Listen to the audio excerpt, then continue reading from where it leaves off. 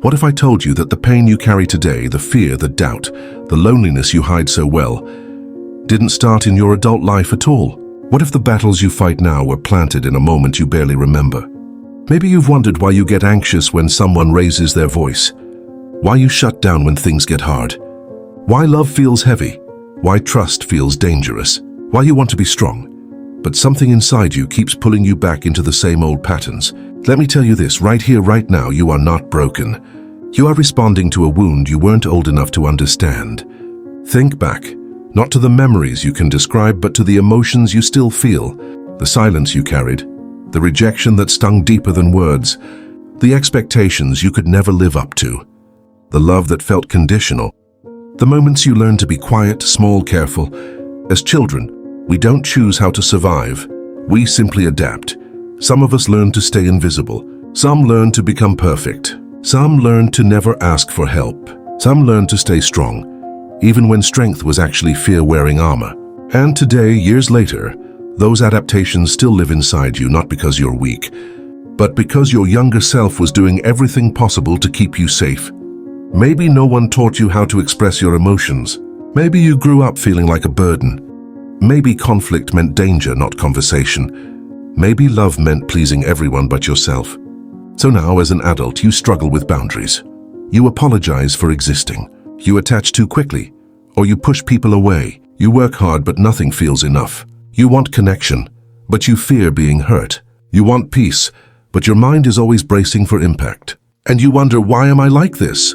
But the real question is, where did I learn to be like this? This is where the truth begins, because childhood pain doesn't disappear when we grow older. It follows us quietly, subtly, strategically, shaping the way we think, speak, love, and protect ourselves. And here's the part no one tells you. Your adult problems are not proof of your failure. They are the echo of a child who had to grow up before they were ready. In this journey, I'm not here to blame your parents, your environment, or your past. I'm here to help you understand something far more powerful. Every behavior you struggle with today once served a purpose. Every fear had a reason. Every wall you built was a shield. Every silence was a survival strategy. And the moment you understand that, the moment you shine a light on the darkness you thought you left behind, you begin to reclaim your life. So breathe. You are safe here. You are understood. You are not alone. In the next part, we will go deeper. We will explore the psychology behind these reactions, why the inner child still wakes up inside the adult, and how emotional wounds shape our identity, our relationships, and our choices. But before we move forward, hold this truth close. Nothing is wrong with you. Something happened to you, and understanding that is the first step toward healing. To understand why childhood pain becomes adult problems, you must understand one simple truth. A child's brain is not built for pain, so it turns pain into patterns. When you were young, you didn't have the language to say, "This hurt me, this scared me, this confused me." So instead, your brain created meanings, and those meanings became beliefs, and those beliefs became behaviors. Let me break this down in a way that lands deep. When a child feels ignored, they don't think, "My parent is emotionally unavailable."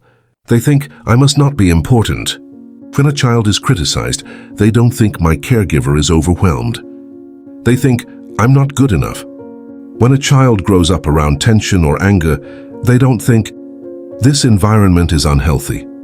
They think, "I need to stay quiet to stay safe." These are not just thoughts. They become programs in the brain. Modern psychology calls them core beliefs. Behavior experts call them conditioning. Trauma specialists call them survival responses. But you know what I call them? Unfinished stories. Because even today, those stories are still running. Let's talk about how. If you grew up with unpredictability, your adult brain becomes hyper-alert. You worry too much. You imagine the worst. You walk through life waiting for something to go wrong. That's not anxiety. That's your nervous system saying, "We've seen danger before. Stay ready." If you grew up with criticism, you become a perfectionist. You don't allow mistakes. You push yourself until you're exhausted. You fear failure like it's a threat to your identity. That's not ambition. That's your inner child saying, "If I'm perfect, maybe I'll finally be enough." If you grew up feeling emotionally neglected, you struggle with love. You chase people who don't choose you, or you run from people who do. You confuse chaos with passion and peace with boredom. That's not bad judgment. That's your wounded self saying, I don't know what healthy love feels like. And if you grew up in a home where you had to be strong, mature, or responsible too early, you become the adult who can't ask for help. You carry everything alone. You don't trust others to support you. You think weakness is shameful. That's not independence, that's survival. These patterns are not random. They're learned, they're wired. They're deeply rooted, because the human brain develops in response to experience. And once it learns a way to survive, it holds onto it tightly, even when you no longer need it. This is why triggers feel so intense. A tone of voice, a disappointed look, a moment of silence. Something small can set off something big, because your brain is not reacting to the present, it's reacting to the past. This is why you sabotage relationships that feel too healthy. Why you overthink simple situations. Why you panic even when nothing is wrong. Why you crave love but fear being seen. Why you feel guilty for resting. Why you stay in places you've outgrown. It's not that your adult mind is weak. It's that your child self never had closure. But here's the powerful truth. Your brain learned these patterns, which means it can unlearn them. Understanding this psychology is not about blaming your childhood. It's about reclaiming your power. Because once you can say, this isn't my personality, it's my conditioning, you open the door to healing. Once you say, this reaction is old, but I am new, you start to break the cycle. And once you say, I understand where this came from, you no longer feel ashamed of the parts of you that still hurt. In the next part, we will shift everything. We will reframe your story and reveal the breakthrough insight that can change the way you see yourself forever. Because the child in you needed protection, but the adult in you deserves freedom. There comes a moment in every healing journey when you stop asking, what's wrong with me? And you begin to ask, what happened to me? And how did I survive it? This is the moment everything changes. Because healing doesn't begin with strength. Healing begins with understanding. And the breakthrough is this. Your childhood pain did not create a broken adult. It created a protective adult. Read that again. Those walls you built, they were shields, that overthinking. It was your mind trying to keep you 2 steps ahead of danger.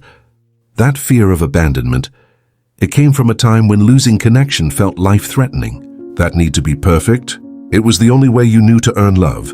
Nothing about you is random. Nothing about you is weak. Every part of you is a story of survival. But here's the new truth you must let sink in. You are safe now, and what once protected you is now blocking you. Imagine a child holding a small wooden shield. Too small, too fragile, but it's all they had. They grip it tightly, shaking, hoping it will be enough. Years pass, the child grows. They become strong, capable, aware. But the shield, they never let it go. And so the adult walks through life still hiding behind something built for a child. This is what emotional patterns are. A shield too small for the life you are meant to live. It's time to stop judging yourself for it. It's time to understand it. Honor it and then release it. Because the truth is, you did not outgrow your pain. You simply outgrew your response to it. You learned to be silent because silence protected you. But now silence suffocates you. You learned to be strong because showing emotion felt unsafe. But now strength without vulnerability is isolation. You learned to avoid conflict because conflict meant fear. But now avoiding conflict means losing yourself. You learned to give everything because love felt earned, not received. But now giving too much drains you until there is nothing left. This is the moment where your story breaks open. Not with blame, not with anger, not with regret, but with clarity. Because here is the breakthrough. Your inner child needed protection. Your inner adult needs permission. Permission to feel, permission to rest, permission to set boundaries, permission to stop apologizing for existing, permission to stop carrying what was never yours, permission to choose yourself, and the most powerful permission of all, permission to rewrite the story. Your past shaped you, yes, but it does not have to define you. You get to decide what kind of adult you become. You get to decide what you believe now. You get to decide how you love, how you live, and how you heal. Look at your life not as something damaged, but as something unfolding. Look at your patterns not as prisons, but as messages. Look at your triggers not as weaknesses, but as guides pointing you toward what still hurts.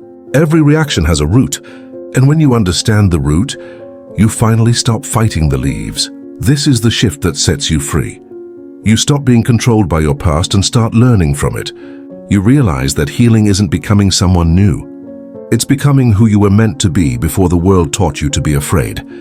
And now, with clarity, with truth, with a new lens over your life, you are ready for the final step: transformation. In the next part, we will rise. We will speak to your strength, your future, your identity beyond pain. We will close this journey with a call to action, powerful enough to shake something awake inside you. Because your past wrote the first chapter, but you are the author of the rest. Now that you understand where your patterns came from, now that you've seen the truth behind your reactions, your fears, your habits, there is one final step. You must choose who you become next. Because healing is not a moment, healing is a choice, a decision you make every single day to no longer live as the wounded child, but as the conscious, powerful adult you are capable of becoming. And listen to me closely, because this matters. You do not heal by erasing the past. You heal by learning to walk forward with your head high, knowing the past is no longer in control. For years you carried pain you didn't understand. You blamed yourself for wounds that were never your fault.